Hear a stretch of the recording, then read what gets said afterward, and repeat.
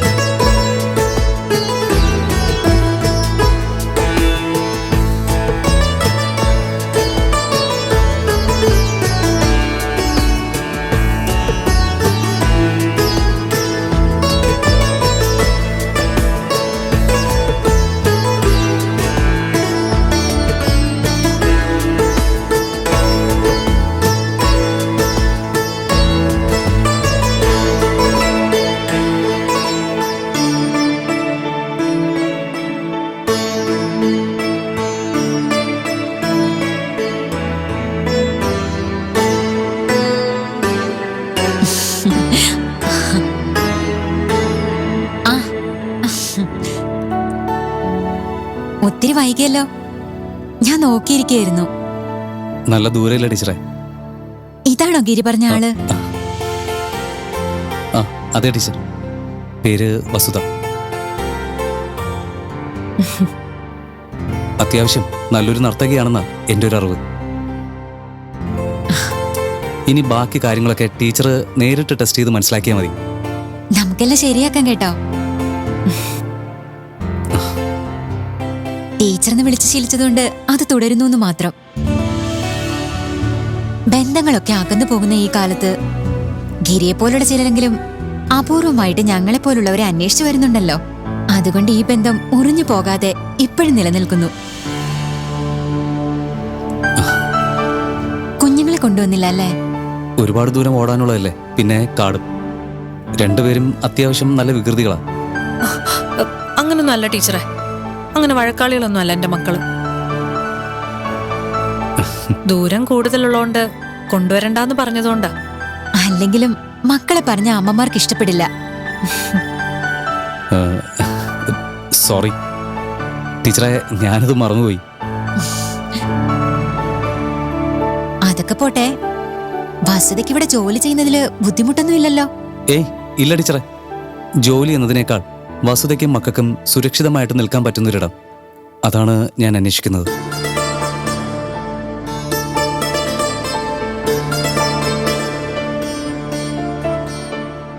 ആ കാര്യത്തിലൊന്നും പേടിക്കണ്ട കേട്ടോ, ഇതൊരു ഗ്രാമപ്രദേശമാ.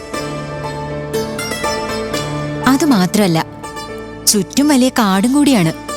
അതുകൊണ്ട് തന്നെ പുറം നാട്ടുകാരൊന്നും ഇങ്ങോട്ടേക്ക് അങ്ങനെ വരാറില്ല. ഇവിടെ ഞങ്ങളും ഞങ്ങളുടെ കുട്ടികളും ഈ ഗ്രാമത്തിലെ വളരെ കുറച്ച് ആളുകളുമായിട്ട് സമാധാനത്തോടെ ജീവിക്കുക.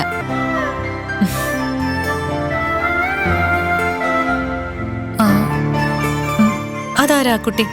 വളരെ നന്നായി നൃത്തം ചെയ്യുന്നുണ്ടല്ലോ. അതെന്റെ മകളാണ്. അവൾക്ക് 6 മാസം പ്രായമുള്ളപ്പോ ഞങ്ങൾ ഇവിടെ വന്നതാ. പിന്നെ ഞങ്ങൾ തിരിച്ചു പോയിട്ടില്ല, ഇവിടെ തന്നെ അങ്ങ് താമസമാക്കി. മോൾക്ക് എത്ര വയസ്സുണ്ട്? അവൾക്ക് 6 വയസ്സ് കഴിഞ്ഞതേ ഉള്ളൂ. ചെറുപ്പം മുതലേ ഞാൻ പഠിപ്പിക്കുന്നത് കണ്ടുനിന്ന് പഠിച്ചതാ. അവളിൽ ആ കഴിവ് ഒളിഞ്ഞിരിക്കുന്നത് തിരിച്ചറിയാൻ കഴിഞ്ഞതുകൊണ്ട് ഞാൻ പ്രോത്സാഹിപ്പിച്ചു എന്ന് മാത്രം. മോളെ, ആ ഇതാ എന്റെ മോള് മാനസി. ഇവിടെ എല്ലാരും മുത്തെന്നാ വിളിക്കുന്നെ. ഇനി ഞങ്ങളും അങ്ങനെ വിളിച്ചോട്ടെ? മുത്തേ, മുത്തിന് കൂട്ടായിട്ട് 2 പേര് വരുന്നുണ്ട്.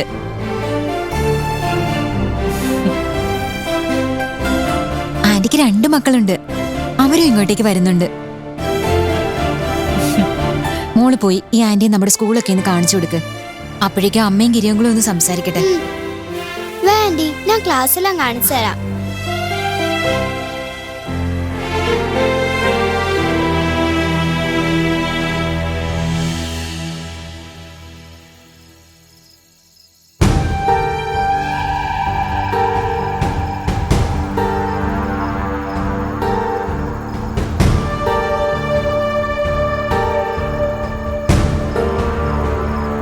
നീ പോയി കിടന്ന് ഉറങ്ങു പെണ്ണേ, രാത്രി ഒരുപാടായി.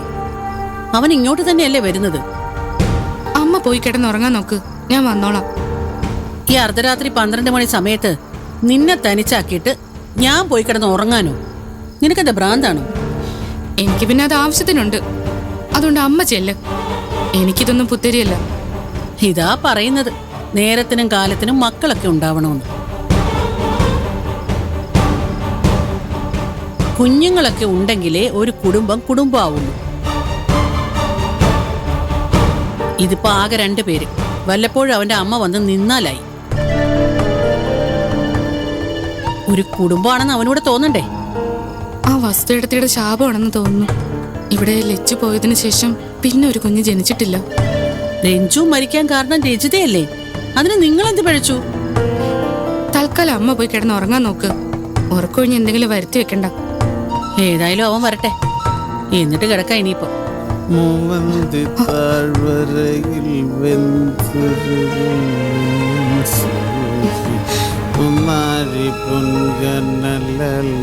ദേ വരണുണ്ട്, എഴുന്നള്ളുന്നുണ്ട്.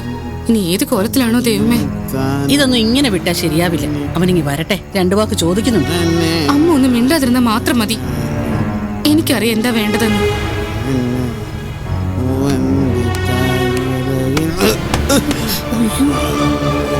അയ്യോ, എഴുന്നേക്ക്. എന്താടി നിനക്കൊന്നും ഉറക്കയില്ലേ? അത് നീ ആരെങ്കിലും കാത്തിരിക്കുകയാണോ? ദേ മനുഷ്യ, അനാവശ്യം പറയരുത്. ഓ, ദേ അമ്മ ഇരിക്കുന്ന കണ്ടില്ലേ? അമ്മ കൂടെ ചേർത്ത് തന്നെടി പറഞ്ഞ നിന്റെ അല്ലേ അമ്മ, മോശമാവാൻ വഴിയില്ലല്ലോ. ശ്ശോ, നിങ്ങൾ ഒന്ന് കിടക്കാൻ നോക്ക്. വെറുതെ ആളുകളെ കൊണ്ട് പറയിപ്പിക്കല്ലേ. ഹോ, പിന്നെ സജീവൻ ഇന്ന് ആദ്യമായിട്ടൊന്നും അല്ല കുടിച്ചിട്ട് ഈ വീട്ടിലേക്ക് വരുന്നത്. സജീവനെ ഉപദേശിക്കാനുള്ള ഒരുത്തനും ഇപ്പൊ ഈ വീട്ടിലില്ല. അയ്യോ, അതോ നീ ഏതവനെങ്കിലും ഏർപ്പാടാക്കിയിട്ടുണ്ടോ? എന്തൊരു കഷ്ടമാണ് ദൈവമേ. എത്ര പറഞ്ഞാലും മനസ്സിലാവില്ലല്ലോ. നിങ്ങളോടല്ലേ കയറി വരാൻ പറഞ്ഞത്? വീടടി വരാൻ. വീട് എഴുന്നേറ്റ് ഞാൻ എണീറ്റോളാം. വരാനല്ലേ പറഞ്ഞേ? വീട് നിന്നെ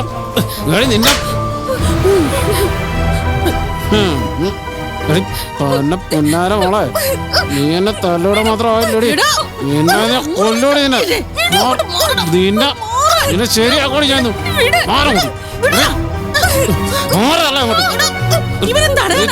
മരണമാണെന്ന് നീ എന്നെ തള്ളിവിടാറല്ലോടി.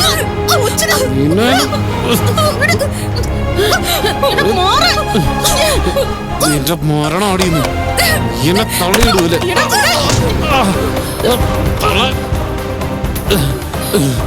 നിങ്ങൾക്ക് എന്നെ തല്ലണതല്ലേ? ചേറ് താഴെ ഇടതല്ലേ? എടാ താഴെ ഇടാൻ നിങ്ങളോ ഞാനെന്ന്?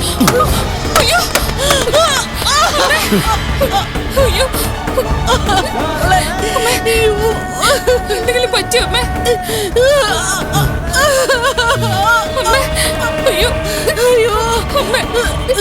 തള്ളയും മോളും കൂടെ എനിക്കിട്ട് ഉണ്ടാക്കാൻ വന്നേക്കാണല്ലേ? നീയൊക്കെ എന്നെ പുറത്ത് കിടന്നാ മതി. എന്നെ തല്ലാൻ വന്നിരിക്കുന്നു. കൊറേ നാളായി തുടങ്ങിയിട്ട് ഒരു സമാധാനം തരില്ല എനിക്ക്. രണ്ടെണ്ണം കൂടെ ഇറങ്ങിക്ക.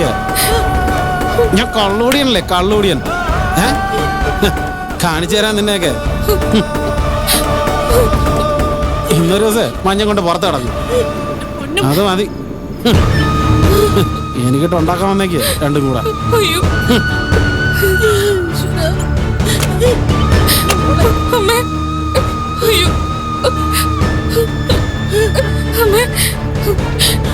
എന്തെങ്കിലും കുഴപ്പമുണ്ടമ്മ?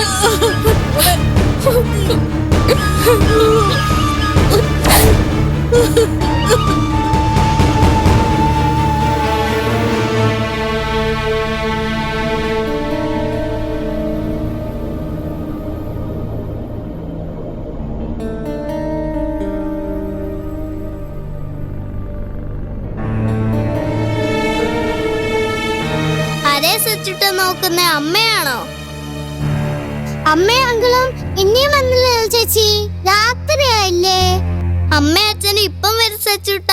അതിനാണോ സങ്കടപ്പെടുന്നത്? ചേച്ചി ഇവിടെ ഇല്ലേ?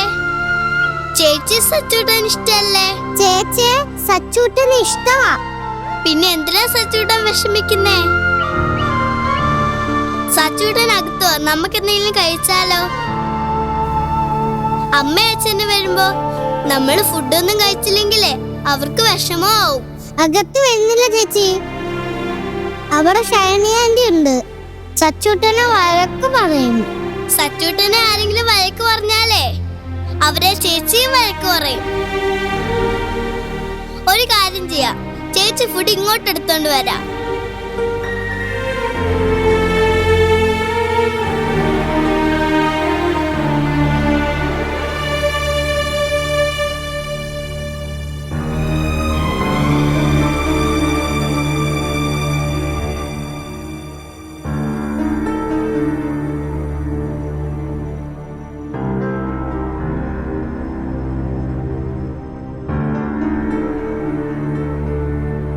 സച്ചൂട്ടന് ചേച്ചി വാഴ്ത്തരാം.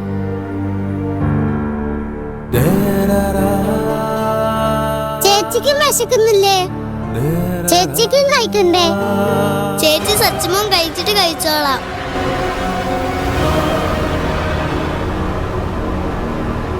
അയ്യോ, ഇതെന്താ ഇള്ള കുട്ടിയാണോ വാരി കൊടുക്കാൻ? നാണോ ഇല്ലേ ചെക്ക? അതെങ്ങനെയാ? അമ്മയുടെ സാമർഥ്യം മുഴുവൻ കിട്ടിയിരിക്കല്ലേ? അയ്യോ പാവം കാണിച്ച് സകല ആളെ കയ്യിലെടുത്തിരിക്കുക അസത്ത്. അതിന് ആന്റിക്ക് എന്താ? സച്ചൂട്ടൻ എന്റെ അനിയനാ, അവന് ഞാൻ വാരി കൊടുക്കും. പിന്നെ ഒരു അനിയൻ വന്നിരിക്കുന്നു.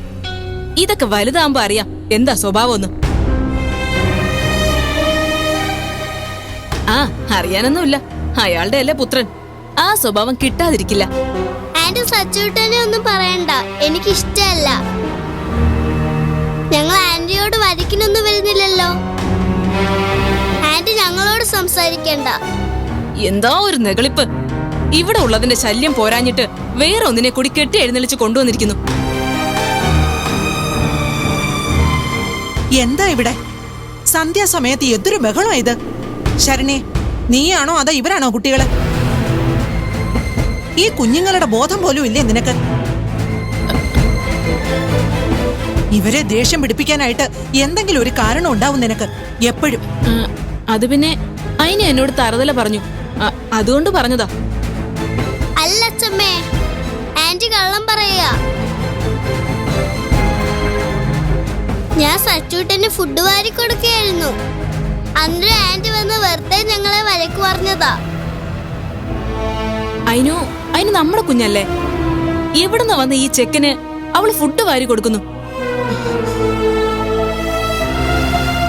ഞാൻ നല്ലത് വിചാരിച്ചു പറഞ്ഞതാ.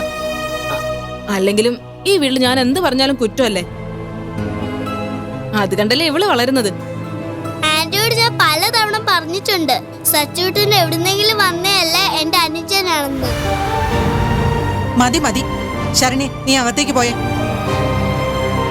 മോളെ, നീ ഇവന് ഭക്ഷണം കൊടുത്തിട്ട് നീയും കഴിക്കാൻ നോക്ക് കേട്ടോ. സച്ചുമോനെ, കഴിച്ചോ കേട്ടോ മോനെ. കഴിച്ചിട്ട് കൈയും കാലും മുഖം കഴുകി കിടന്നുറങ്ങാൻ നോക്ക്. അമ്മ അപ്പോഴേക്കും വന്നോളൂ.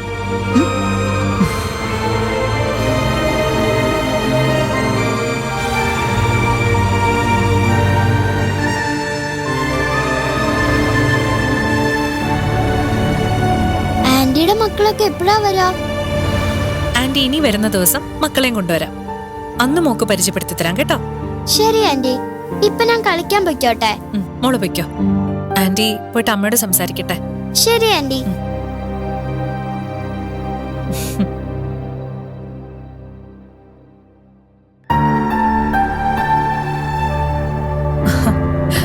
താൻ മോളുമായിട്ട് പെട്ടെന്ന് അടുത്തെന്ന് തോന്നുന്നല്ലോ. അവളെന്നെ ക്ലാസ് റൂമുകളൊക്കെ കാണിച്ചു തന്നു. അവൾക്കങ്ങനെ അകൽച്ചയൊന്നുമില്ല എന്നോട്. ഒരു സിംഗിൾ പേരന്റ് വളർത്തുന്നത് കൊണ്ടാവും. അതാണ് വസുതയോട് അവള് വേഗം എടുത്തത്. എത്ര കാലം ഇങ്ങനെ? മറ്റൊരു വിവാഹത്തിന് ശ്രമിച്ചൂടെ? നല്ല ആളാ ഉപദേശിക്കുന്നെ. നീ എന്താ ശ്യാമ മരിച്ചിട്ട് ഇത്രയും കാലം കഴിഞ്ഞിട്ടും മറ്റൊരു വിവാഹം കഴിക്കാത്തത്? ആദ്യം അതൊന്ന് തീരുമാനിക്ക്, എന്നിട്ടാവട്ടെ ബാക്കി. സാവിത്രിയന്റെയൊക്കെ പ്രാർത്ഥനയോടെ കാത്തിരിക്കുകയല്ലേ നിന്റെ കല്യാണം കാണാൻ. അതൊന്ന് സാധിച്ചു കൊടുക്ക്. അല്ല, അതുപോലെ അല്ലല്ലോ ചേച്ചിയുടെ കാര്യം. ചേച്ചിയുടെ ഭർത്താവ് ചേച്ചിയെ വേണ്ടാഞ്ഞിട്ട് പോയതല്ലല്ലോ, മരിച്ചു പോയതല്ലേ. അതാ രണ്ടും തമ്മിലുള്ള വ്യത്യാസം. നമ്മളെ ഒരുപാട് സ്നേഹിച്ച ആൾക്ക് പകരക്കാരനെ കണ്ടെത്താനാണ് ഗിരി ഏറ്റവും ബുദ്ധിമുട്ട്.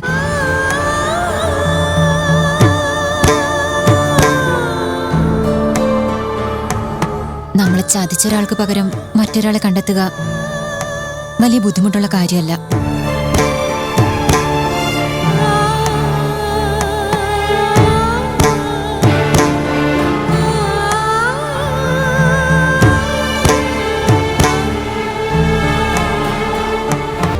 കഴുകൻ കണ്ണുകളുമായി അവർ ഇനിയും വസുതയെ പിന്തുടരുമോ, അതോ ഇനി ജീവിതത്തിൽ നടക്കാൻ പോകുന്ന പ്രതീക്ഷയുടെ ദിവസങ്ങളോ? ഇതെന്താ വസുത പേടിച്ച പോലെ നിൽക്കുന്നത്?